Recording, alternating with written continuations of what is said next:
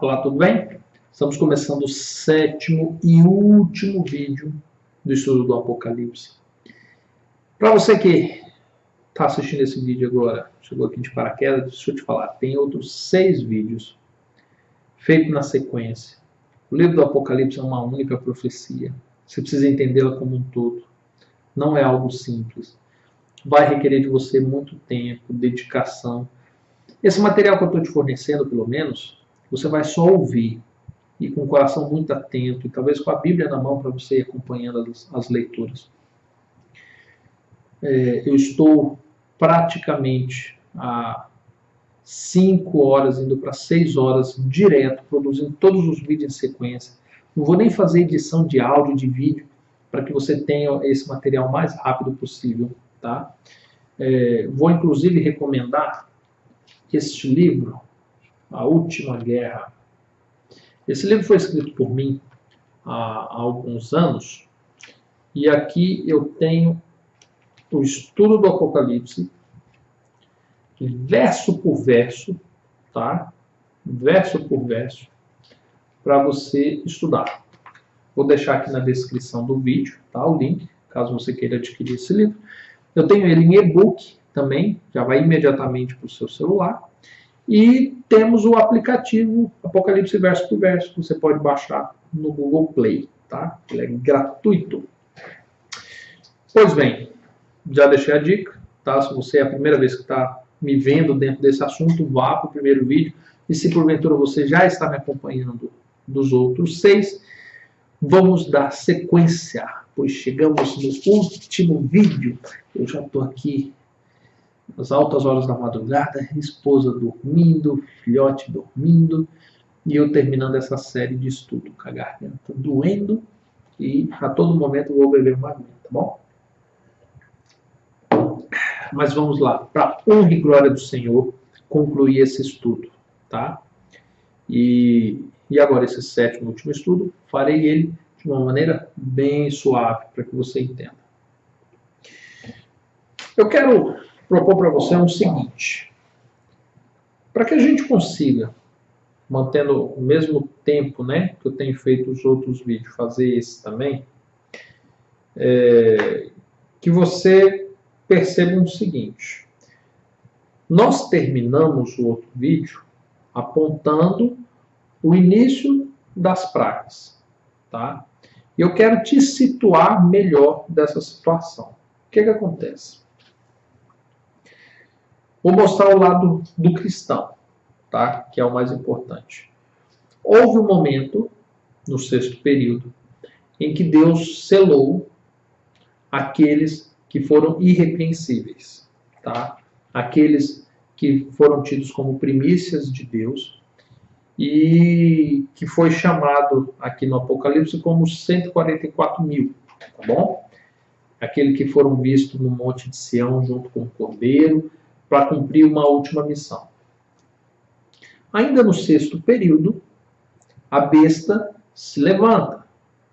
E agora que ela se levantou, ela reúne os reis da terra, e agora ela vai à destruição. Ela levanta uma imagem de adoração, e ela ordena que todo aquele que não adorar a imagem, esse morrerá. E é posto um sinal sobre aqueles que adoram a imagem, sobre a fronte ou sobre a mão. Nesse momento, nós entramos no 7º período. E nesse 7º período, agora, esses 144 mil, que eu já mencionei, que a Bíblia não deixa claro se isso é simbólico ou literal, então eu não vou me preocupar com esse fator.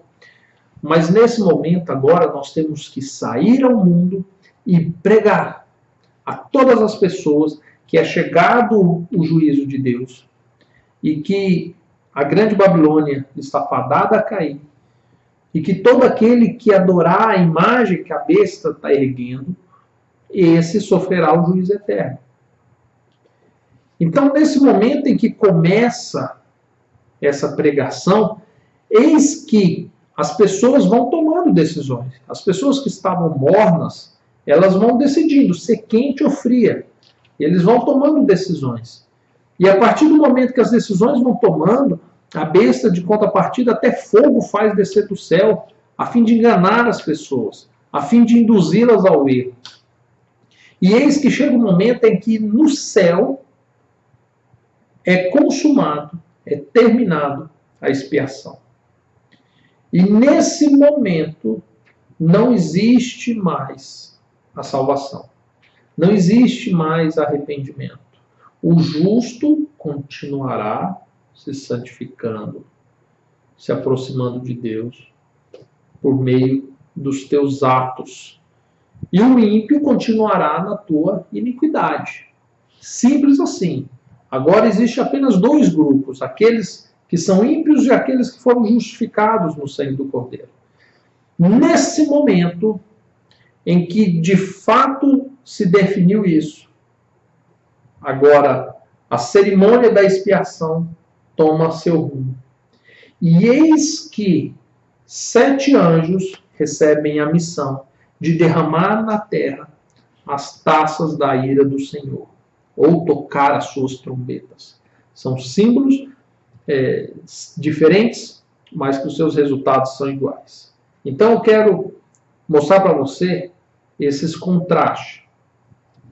Olha só, no capítulo 8, no verso 7, diz assim: o primeiro anjo tocou a sua trombeta, e houve saraiva e fogo misturado com sangue, que foram lançados na terra. Foi queimada a terça parte da terra, a terça parte das árvores, e toda a erva verde. Quando você vai para o Apocalipse, no capítulo 16, eis que tem no verso 2, o primeiro anjo saiu e derramou a sua taça sobre a terra, e apareceu uma chaga feia e dolorosa dos homens que tinham o sinal da besta e que adoravam a sua imagem. O segundo anjo derramou a sua taça no mar, que se tornou em sangue como de morto, e morreram todos os seres viventes que estavam no mar. A segunda trombeta foi lançado no mar como que um grande monte ardente de fogo, e tornou-se em sangue a terça parte do mar, e morreu a terça parte das criaturas viventes que havia no mar. O terceiro anjo tocou a sua trombeta, e caiu do céu uma grande estrela ardente como uma tocha, e caiu sobre a terça parte dos rios e sobre as fontes das águas. O nome da estrela era Absinto. A terça parte das águas tornou-se amargas, e muitos homens morreram por causa das águas. O terceiro anjo, agora no capítulo 16, derramou a sua taça nos rios e nas fontes das águas, e se tornaram em sangue. O quarto anjo derramou a sua taça sobre o sol, e foi-lhe permitido que abrasasse os homens com fogo. Os homens foram abrasados com grande calor e blasfemaram contra o nome de Deus, que tem poder sobre essas pragas, mas não se arrependeram nem para darem glória. O quarto anjo, no capítulo 8, tocou a sua trombeta, e foi ferida a terça parte do sol, e a terça parte da lua, a terça parte das estrelas, de modo que a terra, a terça parte deles se escureceu, e a parte do dia não brilhou mais. A quinta trombeta tocou, e viu uma estrela que do céu caía na terra, e foi-lhe dada a chave do poço do abismo, e abriu o poço do abismo, e subiu fumaça do poço, como uma fumaça de grande fornalha, e com a fumaça do poço escureceram-se o sol e o ar, e da fumaça saíram gafanhotos sobre a terra. E foi-lhe dado poder, como que tem os escorpiões da terra, e foi-lhe dito que não causassem dano a ervas, a verdura, a árvore, mas somente aos homens que não têm nas suas testas o selo de Deus. E foi permitido que não os matassem, mas que por 5 meses os atormentasse. O seu tormento era semelhante ao tormento de escorpião quando fere o homem. Naqueles dias os homens buscarão a morte e não a acharão. Desejarão morrer, mas a morte fugirá deles.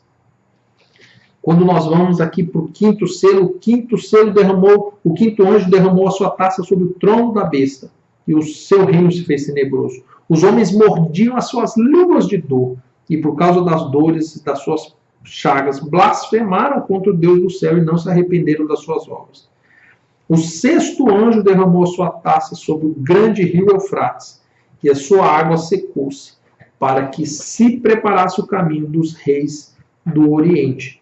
E vi 3 espíritos imundos, semelhantes a rãs, saírem da boca do dragão, da besta e do falso profeta. São espíritos de demônios que operam sinais e vão ao encontro dos reis de todo o mundo a fim de congregá-los para a batalha naquele grande dia do Deus Todo-Poderoso. 6ª trombeta. Tocou e ouvi uma voz que vinha de 4 pontas do altar de ouro que estava diante de Deus, o qual dizia ao 6º anjo que tinha a trombeta: solta os 4 anjos que estão presos juntos ao quê? Ao grande rio Eufrates. E a 7ª, e o 7º anjo derramou a sua taça no ar, saiu grande voz do templo do Deus do céu, do trono, dizendo: está feito. E houve relâmpagos, vozes, trovões e um grande terremoto, como nunca tinha havido desde que há homem sobre a terra. Tal foi o terremoto, forte e grande. A grande cidade fendeu-se em 3 partes, e a cidade das nações caíram. Deus se lembrou da grande Babilônia, para lhe dar o cálice do vinho da indignação da sua ira. Todas as ilhas fugiram, os montes desapareceram, e sobre os homens caiu do céu uma grande saraivada, pedras que pesavam cerca de 1 talento. E os homens blasfemaram contra Deus por causa da praga da chuva da pedra, porque a sua praga era muito grande. 7ª trombeta. O 7º anjo tocou a sua trombeta e houve no céu grandes vozes que diziam: os reinos do mundo vieram a ser do nosso Deus e de seu Cristo, e ele reinará para todo sempre. E abriu-se, no verso 19, no céu, o templo de Deus, a arca da aliança foi vista no santuário. Houve relâmpagos, vozes, trovões, terremoto e uma grande chuva de pedras. Pois bem, eu li aqui as 7 pragas e as 7 trombetas. Você viu que cada praga coincide com cada trombeta. Uma fala sobre uma praga derramada na terra, a outra uma praga derramada na terra. A outra sobre o mar, a outra sobre o mar. A outra sobre o rio, a outra sobre o rio. A outra sobre o sol, a outra sobre o sol. A outra sobre os homens que estão no santuário de Satanás, na sinagoga de Satanás, do santuário da besta, e a outra sobre os homens que estão no santuário da besta. Outros sobre toda a humanidade, e outra sobre a chuva de pedras, e a última sobre a chuva de pedra. Nós percebemos, embora exista pessoas que dizem que não é coincidência, né, que as trombetas é uma coisa e as pragas são outras, mesmo elas dizendo as mesmas coisas, mesmo elas tendo as mesmas palavras de referência, mesmo elas trazendo o mesmo enunciado, há quem diga que são diferentes. Eu respeito e discordo, trazendo o fundamento bíblico, as passagens bíblicas, de que de fato representam o mesmo período, tratam-se do mesmo assunto. Eu não vou me atentar à justiça de Deus sobre cada praga derramada, porque cada ato desse é uma manifestação de justiça de Deus.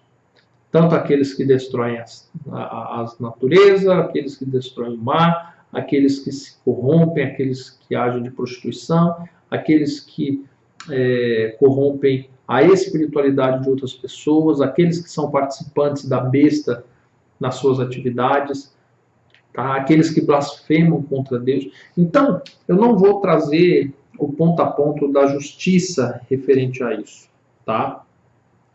Mas eu quero dizer para você o seguinte, que diante desse anunciado, nós temos uma manifestação de que Deus aplicará a sua justiça no mundo.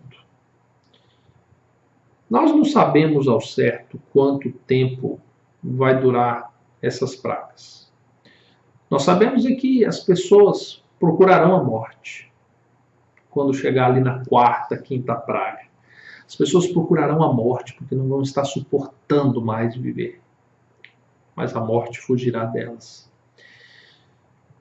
Nós teremos uma terra destruída, o mar, todo o mar, se transformará em sangue, todas as águas doces se transformará em sangue, o sol estará abrasando as pessoas estarão com chagas, com feridas na pele e não podem se lavar, e o sol consome. Você consegue entender a dimensão do castigo que é prometido? Existem pessoas que não aceitam essa narrativa da Bíblia, alegando que não é da justiça de Deus fazer isso. Eu tenho que discordar porque o pecado é algo muito sujo, é algo muito cruel. E nós não temos essa dimensão, a noção dessa dimensão. E é somente quando nós vemos Deus derramando a ira dele sobre nós, é que nós entendemos um pouquinho como Deus realmente vê o pecado.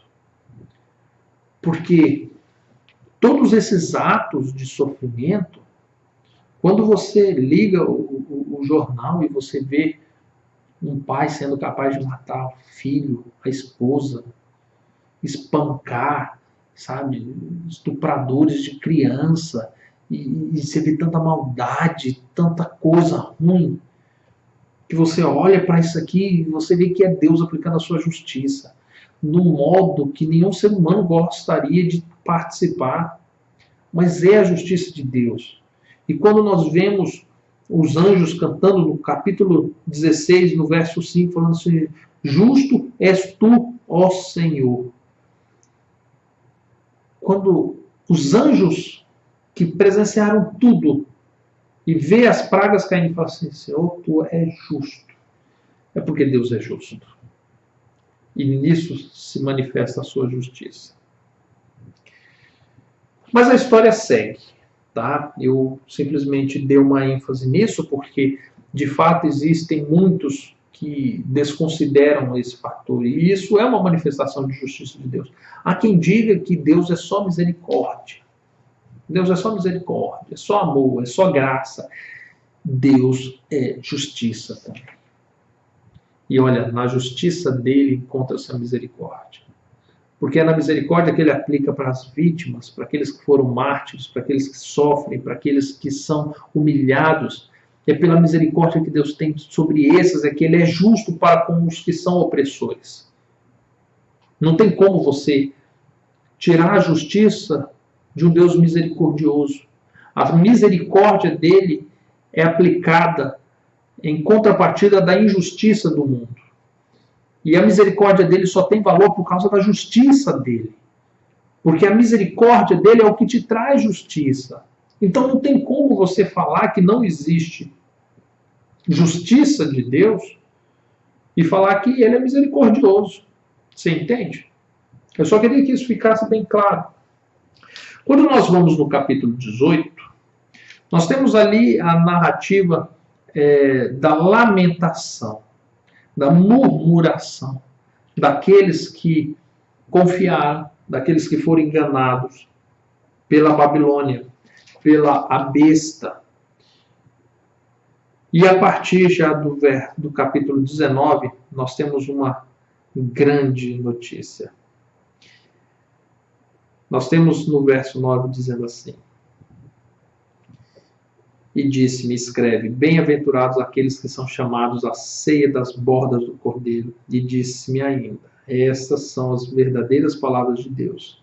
Então me lancei aos seus pés para adorá-lo, mas ele me disse, olha, não faça isso.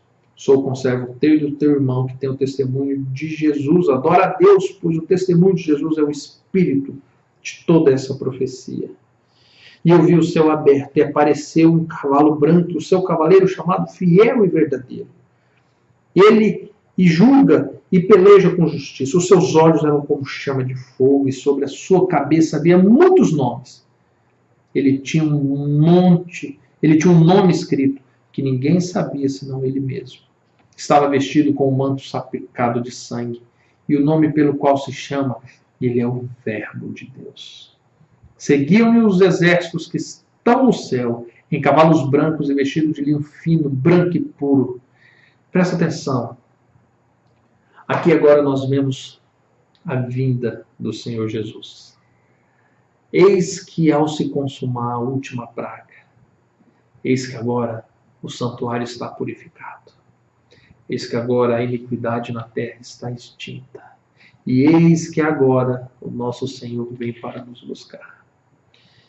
Quando você lê o capítulo 19, eis que Jesus vem com os seus anjos para buscar os seus. Mas ainda traz uma outra narrativa.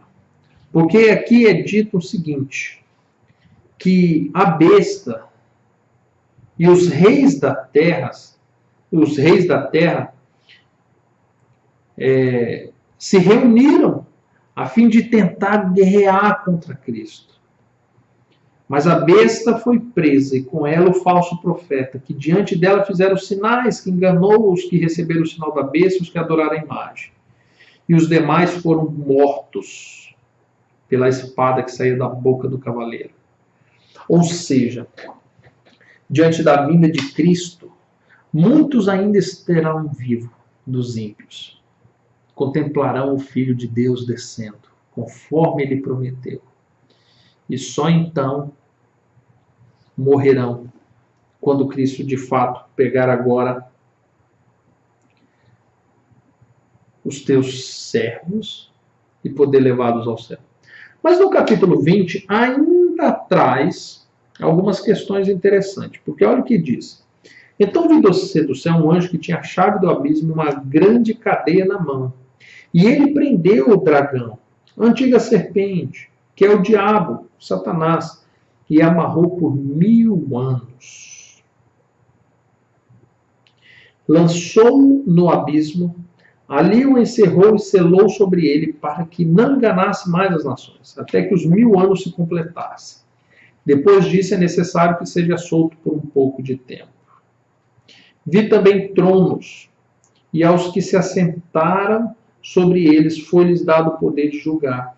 E vi as almas daqueles que foram degolados por causa do testemunho de Jesus e pela palavra de Deus, que não adoraram a besta nem a sua imagem, não receberam o sinal nas suas mãos. E eles reviveram e reinaram com Cristo durante 1000 anos. Os outros mortos, porém, não reviveram até que os 1000 anos se completassem. Presta atenção. Com a vinda de Cristo,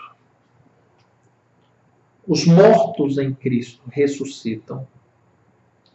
Os que estavam vivos, que passaram pela grande tribulação, são transformados. E eles sobem com Cristo. E aqui é dito que eles recebem tronos para julgar a nação por 1000 anos. Só que esse julgamento, entenda o seguinte, não existe absolvição ou condenação. Existe contestação. Agora é o momento... contestação não, me perdoe, comprovação. Que agora é o momento que eles vão poder examinar os livros e perceber toda a justiça que Deus aplicou, toda a sua misericórdia para com aqueles que foram mortos. Pelas inúmeras vezes que Deus os chamaram ao arrependimento e eles não acataram. E enquanto isso, aqui é dito que Satanás estaria preso. Há quem diga que essa prisão seria literal. E eu penso, seria possível prender o espírito de Satanás em prisões de tijolo? Quando nós vemos que não existem mais pessoas vivas na Terra, e que agora os que estão vivos estão com Deus, ele está morto, ele está preso pela circunstância de não ter que tentar, não ter a quem planejar o mal, a quem fazer o mal, a quem enganar. A prisão dele se dá pela solidão, a qual ele será tomado. E enquanto isso, os vivos estarão com Cristo por 1000 anos.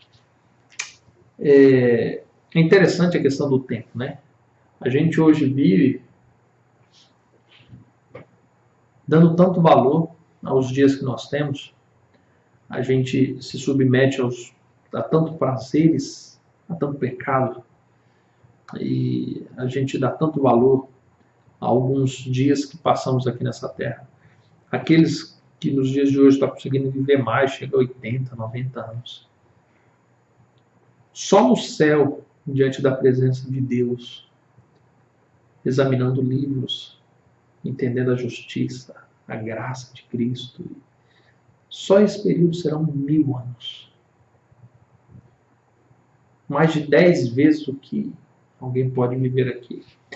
É coisas para a gente parar e pensar, né? Compreender melhor a noção do tempo e perceber que às vezes compensa investir no que Jesus nos oferece, não é verdade? Mas quando termina esses 1000 anos, eis que Cristo agora volta com a sua cidade. E agora é dito aqui no capítulo 20 que, completado os 1000 anos, Satanás agora ele sai para ajuntar as nações. Porque diante da vinda de Cristo, eis que todos aqueles que estavam mortos ressuscitam. Eles ressuscitam para que por um momento eles possam contemplar a graça, para que eles possam enxergar a misericórdia e para que eles possam compreender a justiça de Deus. Olha só, no verso 11 do capítulo 20 diz assim: Então vi um grande trono branco e o que se assentava sobre ele. Da presença dele fugiram a terra e o céu, e não se achou lugar.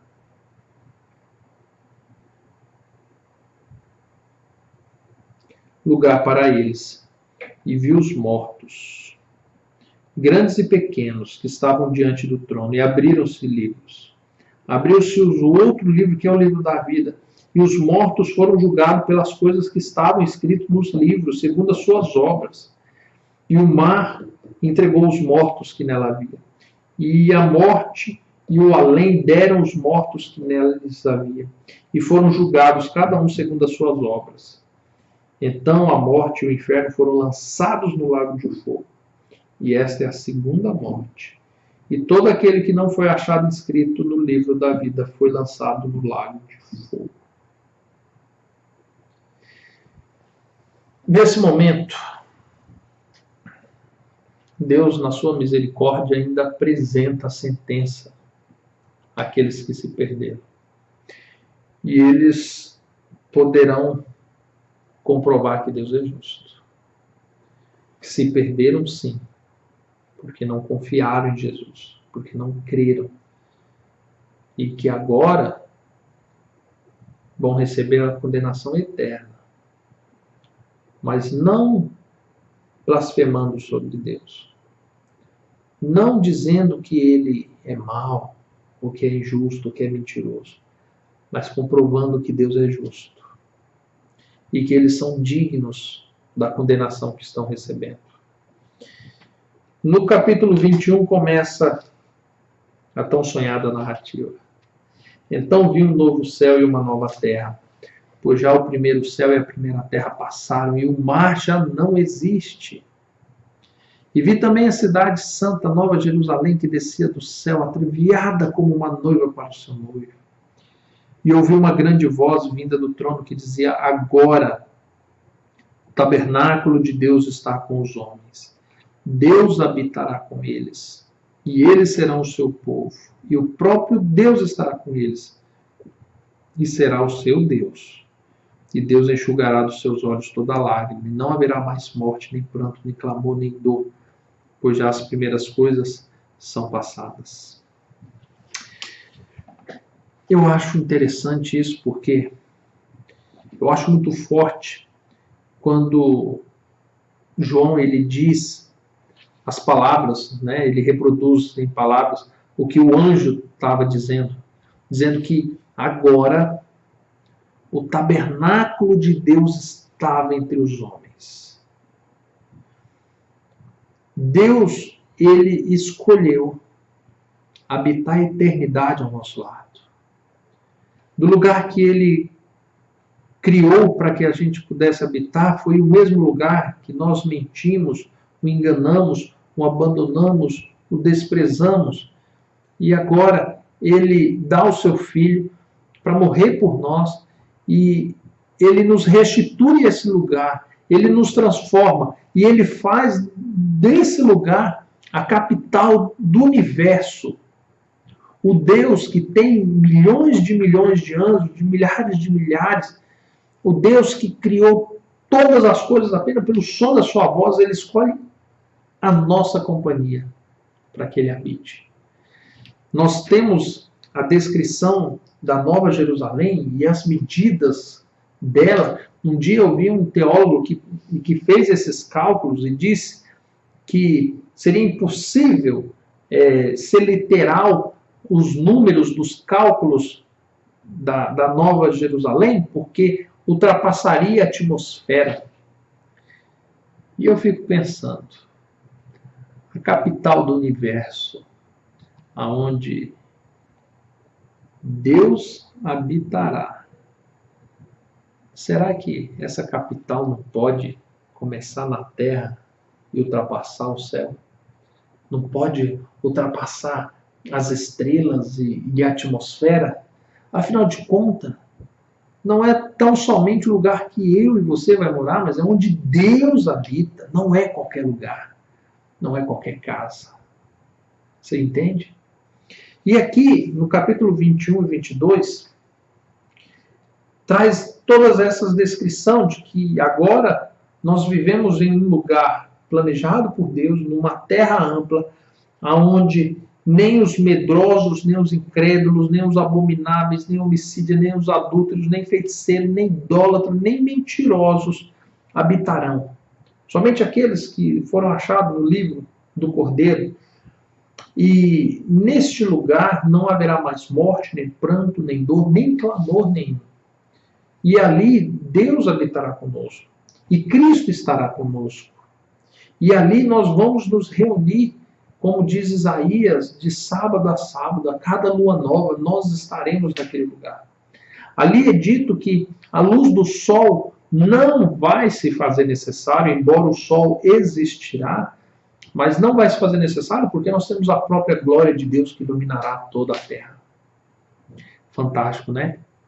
E por fim, terminando o livro do Apocalipse, e eu creio que capítulo 21 e 22 não há muitos mistérios, se tão somente nós aceitarmos o que está escrito aqui.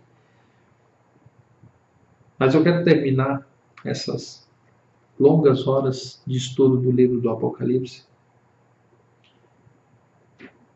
dizendo o seguinte: eu advirto a todo aquele que ouvir as palavras dessa profecia e deste livro. Se alguém lhe acrescentar alguma coisa, Deus lhe acrescentará as pragas que estão escritas nesse livro. Se alguém tirar qualquer palavra do livro dessa profecia, Deus lhe tirará a sua parte da árvore da vida. Aquele que dá testemunho de todas essas coisas, que é Jesus, diz assim: certamente eu venho sem demora. João termina dizendo amém. E venha, Senhor Jesus. E eu desejo a você que a graça do Senhor Jesus seja com todos.